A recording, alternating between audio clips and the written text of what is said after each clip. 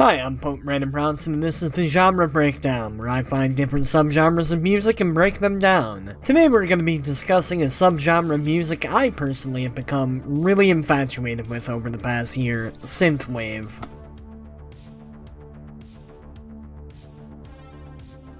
Synthwave, aka Retrowave, aka Outrun, aka Future Synth, is a genre of music meant to emulate the sounds of the 80s. Synthwave is often accompanied with images of 1980s sci-fi, action, horror, anime, fast cars and faster women, bodybuilding, neon-soaked Miami beaches, cyberpunk, and computer graphics, though really anything from the late 70s to the early 90s can be used to fit the visual aesthetic. The title Outrun comes from the 1986 racing game titled Outrun, which was known for its in-game soundtrack.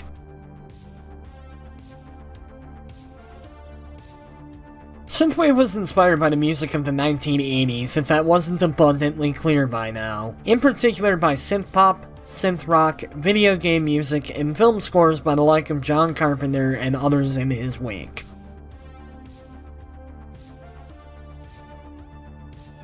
Synthwave began with French house artist Kavinsky in college, who created sounds inspired by 1980s film score legends John Carpenter and Brad Fiedel. The genre first reached quote-unquote mainstream popularity with the release of the 2011 film Drive. Since then, Synthwave has become an online sensation, much in the same way that lo-fi hip-hop has. And don't worry, we'll cover lo-fi hip-hop in the future with this series. While Synthwave has an array of subgenres and subcultures, most synthwave falls into one of two camps these days. The first is the original conception of synthwave, with an aesthetic emphasis on coastal cities like Miami and LA, with palm trees and sunsets on carefree beaches. Neon pink lettering paints a postcard-like image. On the other hand, you have this cyberpunk utopian aesthetic, with its neon lights coating packed cities, computer graphics over a red and yellow sun, dystopia, and fast cars. The first camp has the softer sounds of dreamwave and synth-pop, the latter preferring the harsher sounds of cybersynth and dark synth.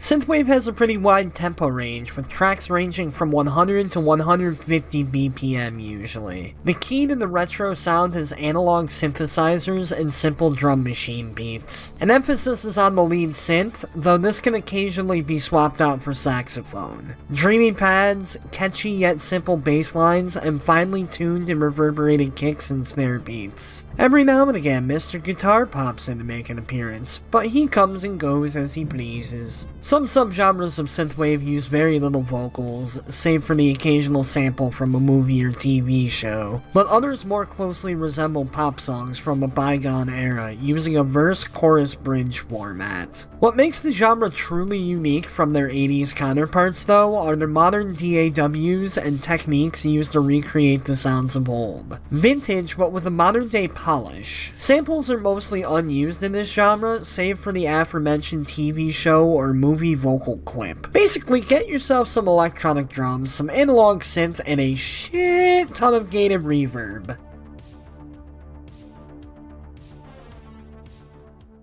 I'm giving you a night call to tell you how I feel. I want to drive you through the night, down the hills.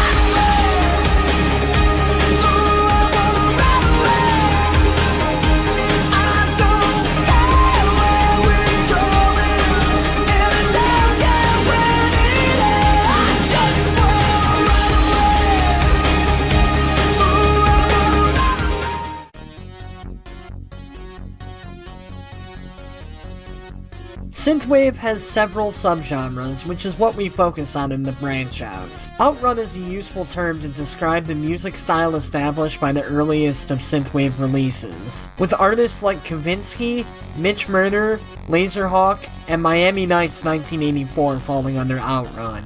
Dark Synth embraces the 80s retrofuturism with elements of B-movie horror, comic books, and pulp sci-fi, incorporating musical elements from metal and industrial. Laserpunk, Ghost, Carpenter Brut, and Perturbator fall under Dark Synth. Inspired by pop music of not only the 1980s but today, Popwave first reached popularity in 2015 with artists like Gunship, Time Cop 1983, The Midnight, and FM 84. So there you have it, that is the first episode of the Genre Breakdown. In the comments section, give your Synthwave suggestions and let me know what subgenres you'd like to see broken down in the future. This is Pope Brandon Brownson signing out. Keep on spinning, shooting stars.